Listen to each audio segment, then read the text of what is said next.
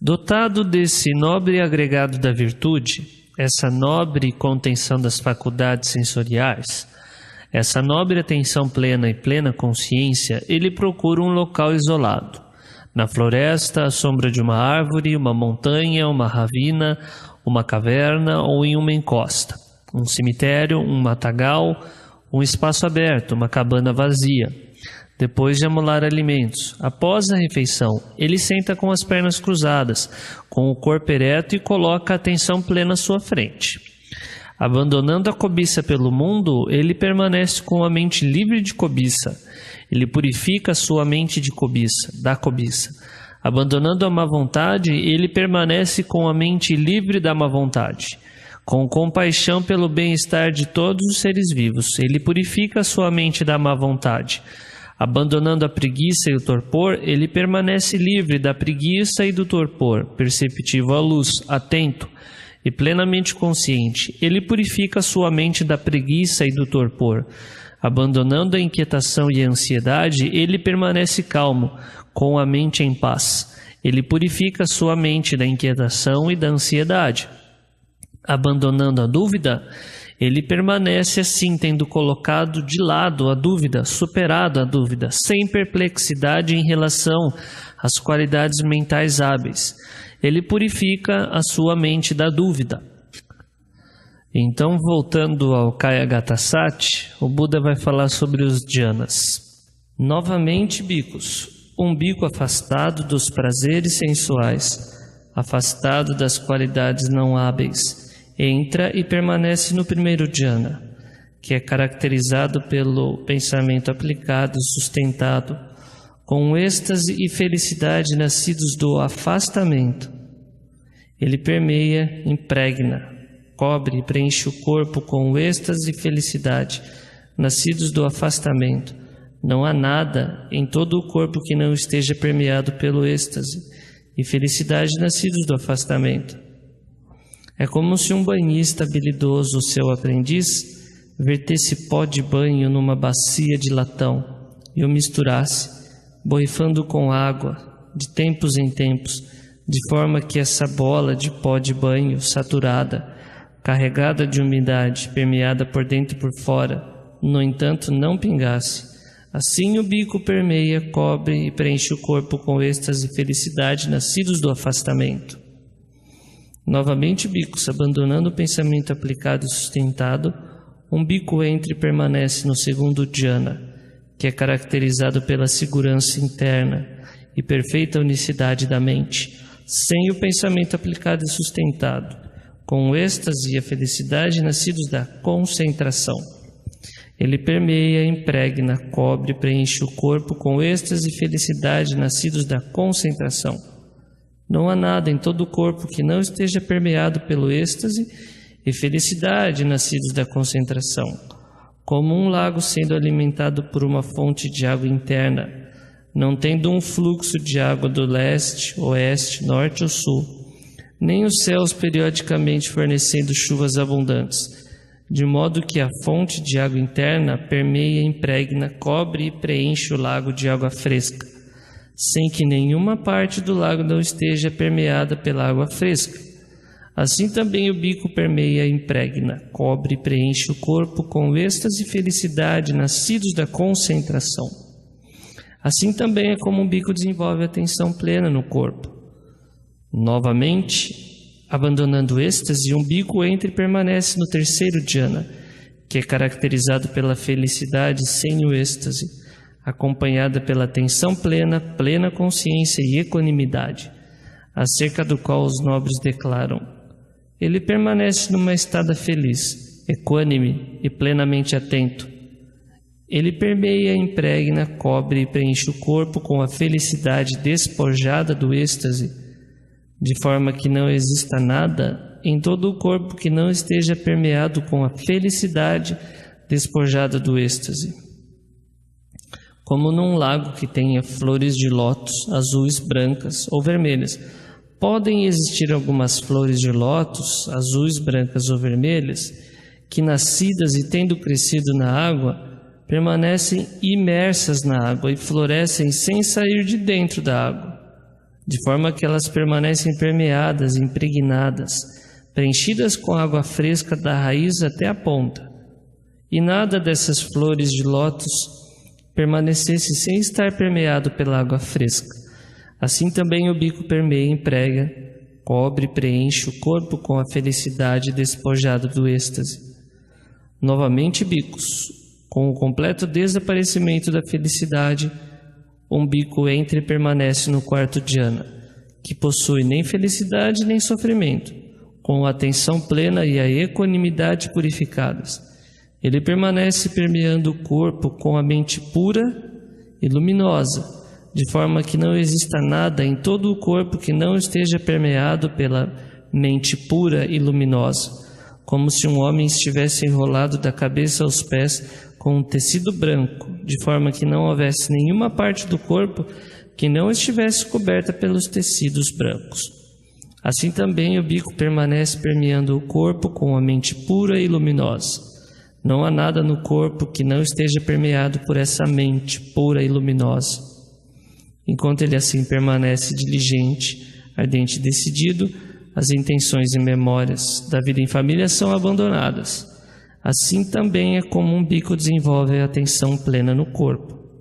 Bicos, qualquer um que tenha desenvolvido e cultivado a atenção plena no corpo, incluiu dentro de si mesmo todos os estados hábeis que existem, que compartilham do verdadeiro conhecimento, como alguém que tenha estendido a sua mente sobre o grande oceano, terá incluído dentro dela todos os rios que fluem para aquele oceano. Assim também, qualquer um que tenha desenvolvido e cultivado a atenção plena no corpo, incluiu dentro de si todos os estados hábeis que existem, que compartilham do verdadeiro conhecimento.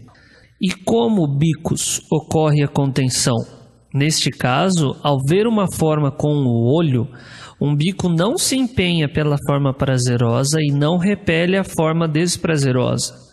Ele permanece com a atenção plena no corpo estabelecida, com a mente ilimitada, e compreende como na verdade é a libertação da mente, a libertação através da sabedoria, na qual aqueles estados ruins e prejudiciais cessam sem deixar vestígio.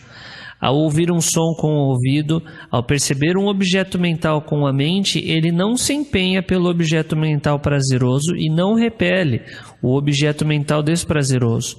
Ele permanece com a atenção plena no corpo estabelecida, com a mente ilimitada, e compreende como na verdade é a libertação da mente, a libertação através da sabedoria, na qual aqueles estados ruins e prejudiciais cessam sem deixar vestígio. Bicos, se uma pessoa tiver desenvolvido e cultivado tensão plena no corpo, e ela inclinar a sua mente para a realização de qualquer estado que possa ser realizado por meio do conhecimento direto, ela terá habilidade para experimentar qualquer aspecto desse estado, pois existe uma base adequada. Suponha que houvesse sobre um suporte um jarro com água até a borda, de tal forma que os corvos pudessem beber nele. Sempre que algum homem forte entornasse o jarro, sairia água? Sim, venerável Senhor. Da mesma forma, se uma pessoa tiver desenvolvido e cultivado a atenção plena no corpo, então, ao inclinar a sua mente para a realização de qualquer estado, ela terá habilidade para experimentar qualquer aspecto desse estado, pois existe uma base adequada. Suponha que houvesse um reservatório quadrado, num terreno plano, circundado por um dique cheio de água até a borda, de tal forma que os corvos pudessem beber nele. Sempre que algum homem forte afrouxasse o dique, sairia água? Sim, venerável Senhor.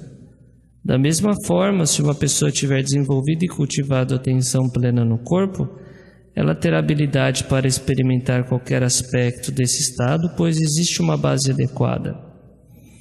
Suponha que houvesse uma carruagem num terreno plano, numa encruzilhada, com puros sangues arreados e aguilhada preparada, de forma que um adestrador habilidoso, um cocheiro domador de cavalos, pudesse montar nela, e tomando as rédeas na mão esquerda e a aguilhada na direita, pudesse ir e regressar por qualquer caminho quando ele quisesse.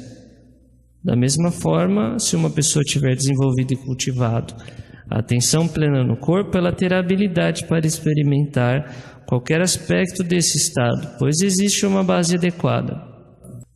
Bhikkhus, quando a atenção plena no corpo tiver sido praticada repetidas vezes, desenvolvida, cultivada, feito um veículo, uma base estabilizada, exercitada e aperfeiçoada, esses 10 benefícios podem ser esperados. Quais 10? Primeiro, ele se torna um conquistador do descontentamento e do deleite.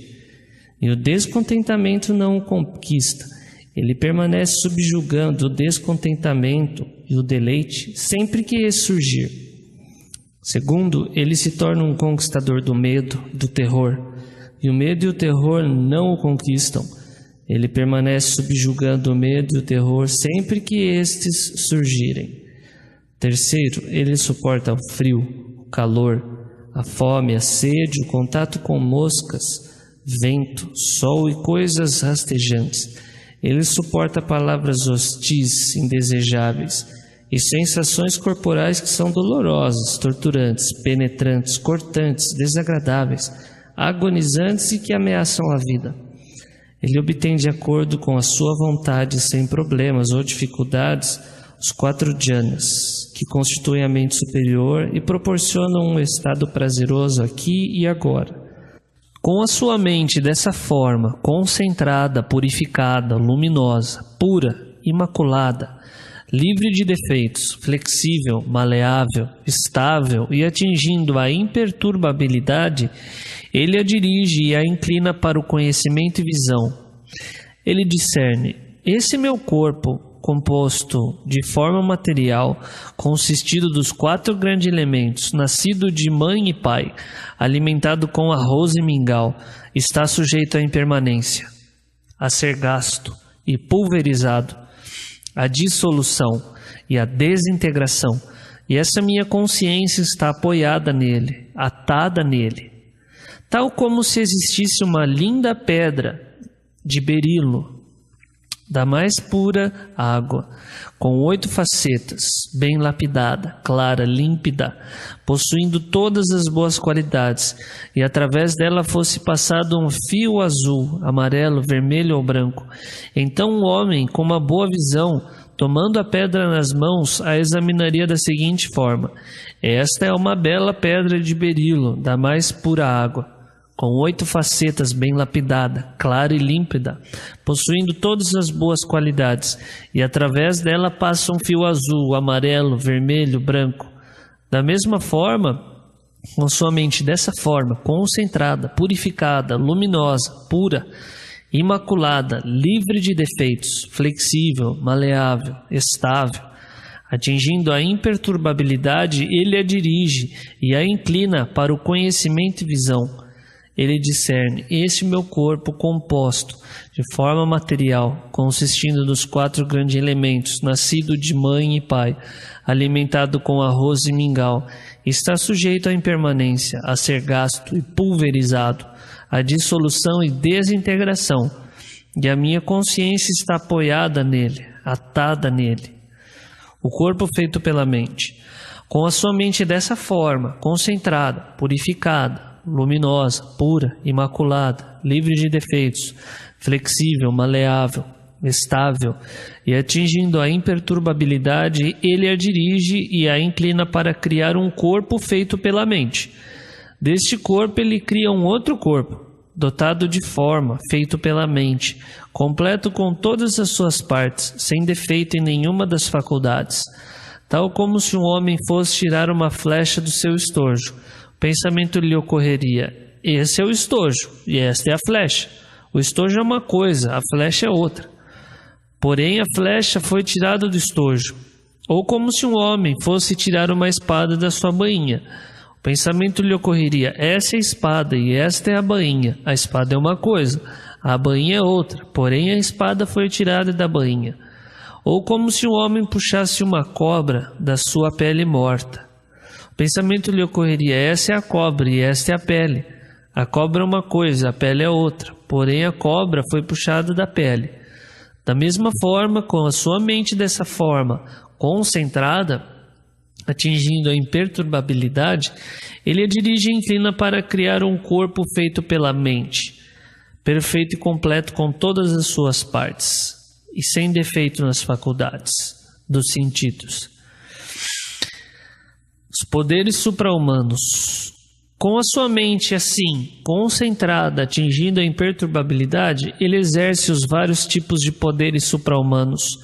Tendo sido um, ele se torna vários. Tendo sido vários, ele se torna um. Ele aparece e desaparece. Ele cruza sem nenhum problema uma parede, um cercado, uma montanha, ou através do espaço. Ele mergulha e sai da terra como se fosse água. Ele caminha sobre a água sem afundar como se fosse terra. Sentado de pernas cruzadas, ele cruza o espaço como se fosse um pássaro. Com a sua mão, ele toca e acaricia a lua e o sol tão forte e poderoso. Ele exerce poderes corporais até mesmo nos distantes mundos de Brahma. Tal como se um hábil oleiro ou seu aprendiz podem fazer com uma argila bem preparada qualquer tipo de vasilhame de cerâmica que ele queira.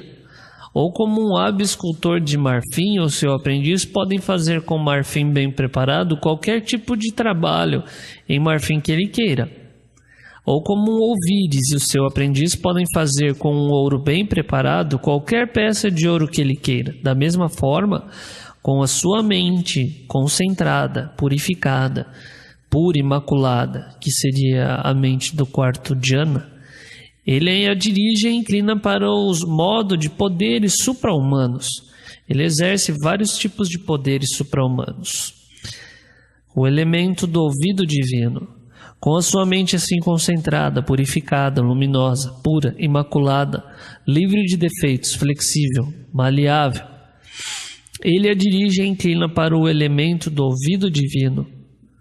Com o elemento do ouvido divino, que é purificado e ultrapassa o humano, ele ouve ambos os tipos de sons, os divinos e os humanos, aqueles distantes bem como os próximos.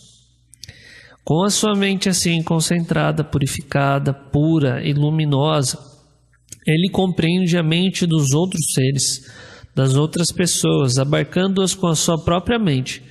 Ele compreende uma mente afetada pelo desejo como mente afetada pelo desejo, e uma mente afetada pela delusão como uma mente afetada pela delusão, uma mente libertada como mente libertada, e uma mente não libertada como mente não libertada. Com a sua mente assim concentrada, purificada, pura e luminosa, ele se recorda das suas muitas vidas passadas, isto é, 1 nascimento, 2 nascimentos, 3, 4, 5, 10, 20, 30, 40, 50, 100, 1000, 100 mil. Muitos ciclos cósmicos de contração, muitos ciclos cósmicos de expansão, muitos ciclos cósmicos de contração e expansão. Lá eu tinha tal nome, pertencia a tal clã, tinha tal aparência. Assim era o meu alimento, assim era a minha experiência de prazer e de dor. Assim foi o fim da minha vida. Falecendo daquele estado, eu ressurgi ali. Ali eu também tinha tal nome, pertencia a tal clã, tinha tal aparência. Assim era o meu alimento, assim era a minha experiência de prazer e dor. Assim foi o fim da minha vida. Falecendo daquele estado, eu ressurgi aqui. Assim ele se recorda das suas muitas vidas passadas, nos seus modos e detalhes. Tal como se um homem fosse do seu vilarejo a um outro vilarejo, desse vilarejo a mais um outro, e então desse vilarejo de volta ao vilarejo onde ele mora. Pensamento lhe ocorreria: eu fui do meu vilarejo para aquele ali, e para o outro, e para o outro. Com a sua mente assim concentrada, purificada, luminosa, ele a dirige para o conhecimento do falecimento e reaparecimento dos seres. Esse seria o segundo conhecimento verdadeiro no budismo. O primeiro seria o das vidas passadas, que eu acabei de ler, e esse o segundo. E o terceiro seria a destruição das impurezas mentais, que eu vou ler logo em seguida. Então, voltando ao texto, ele compreende como os seres prosseguem de acordo com as suas ações dessa forma. Esses seres, dotados de má conduta com o corpo, linguagem e mente, que insultam os nobres com entendimento incorreto, realizando ações sob a influência do entendimento incorreto, com a dissolução do corpo após a morte, renasceram num estado de privação, num destino infeliz, nos reinos inferiores, até mesmo no inferno. Porém, esses seres, dotados de boa conduta com o corpo, ações, linguagem e mente que não insultam os nobres, com entendimento correto, realizando ações sob a influência do entendimento correto, renasceram num destino feliz, até mesmo nos paraísos. A destruição das impurezas mentais. Com a sua mente dessa forma, concentrada, purificada, luminosa, pura, imaculada, livre de defeitos, flexível, maleável, estável e atingindo a imperturbabilidade, ele a dirige para o conhecimento do fim das impurezas mentais, que é justamente aqui que ocorre a penetração das 4 nobres verdades de forma direta. Ele compreende da forma como na verdade é que isso é sofrimento. Ele compreende da forma como na verdade é que esta é a origem do sofrimento. Ele compreende da forma como na verdade é que esta é a cessação do sofrimento. Ele compreende da forma como na verdade é que esse é o caminho que conduz à cessação do sofrimento. Então, isto é o sofrimento, são os 5 agregados, que seria a identidade. A origem do sofrimento é o desejo. Desejo pelos prazeres sensuais, desejo por ser existir e desejo por não ser existir. A cessação do sofrimento é a destruição, o abandono desse desejo pelos prazeres sensuais, por ser existir e por não ser existir. E o caminho que conduz à cessação do sofrimento é o nobre caminho óctuplo. Ele compreende da forma como na verdade que essas são impurezas mentais. Ele compreende da forma como na verdade é que esta é a origem das impurezas.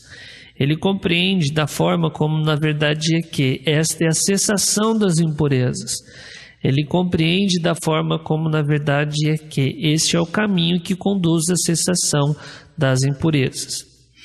Então, as impurezas são desejo pelos prazeres sensuais, desejo por ser existir e a ignorância. A origem das impurezas é a ignorância.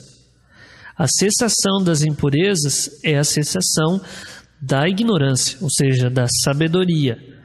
E o caminho que conduz à cessação das impurezas é o nobre caminho óctuplo.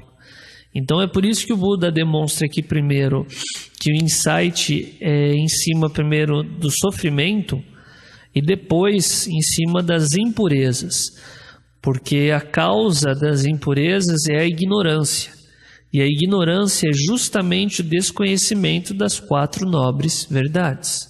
Ao conhecer e ver a sua mente livre da impureza do desejo sensual, da impureza de ser existir, da impureza da ignorância, quando ela está libertada, surge o conhecimento, libertada.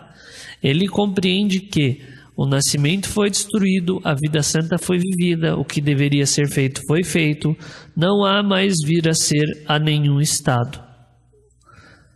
Tal como se houvesse uma lagoa num vale em uma montanha, clara, límpida e cristalina, em que um homem com boa visão, em pé na margem, pudesse ver as conchas, cascalho e seixos, e também cardumes de peixes nadando, descansando. Isso lhe ocorreria: esta lagoa tem água clara, límpida e cristalina. Ali estão aquelas conchas, cascalhos, seixos, e também aqueles cardumes de peixe nadando e descansando.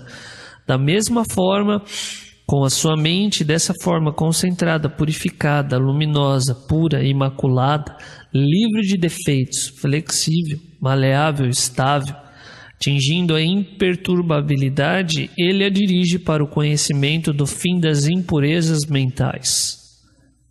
Compreendendo por si mesmo, com o conhecimento direto, ele aqui agora entra e permanece na libertação da mente, e na libertação através da sabedoria, que são imaculadas, com a destruição de todas as impurezas.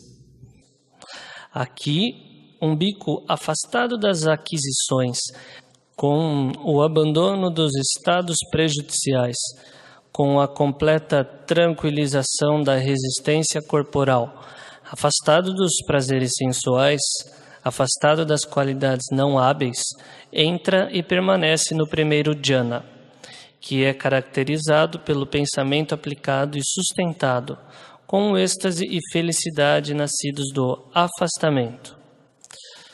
Tudo que ali existe de forma material, sensação, percepção, formações e consciência, ele vê esses estados como impermanentes, como sofrimento, como uma enfermidade, um tumor, uma flecha, uma calamidade, uma aflição, estranhos, desintegrando, não eu, vazios. Ele afasta a sua mente desses estados e a dirige para o elemento imortal. Isto é a paz, isto é o sublime, isto é, o silenciar de todas as formações, o abandono de todas as aquisições, a destruição do desejo, desapego, cessação, nibbana.